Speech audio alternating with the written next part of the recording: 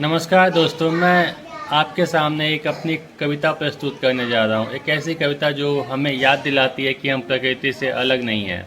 हमारे भीतर वही जीवन है, वही सत्य है जो इस पूरी सृष्टि में बह रहा है। कविता का नाम है हम में तुम में वही सत्य है, हम में तुम में वही जीवन है। तो आइए कुछ पल रुकते हैं और जीवन को महसूस करते हैं।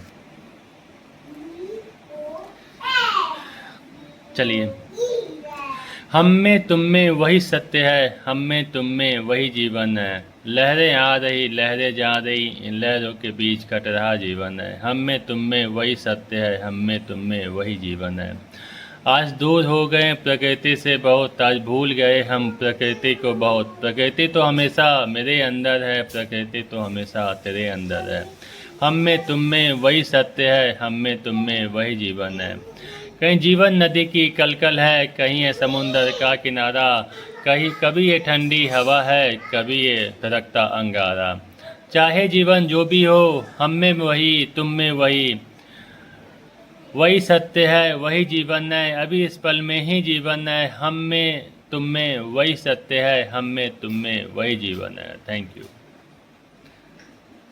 ऐसे ही अगली कविता के साथ प्रस्तुत होंगे आपके साथ। Thank you.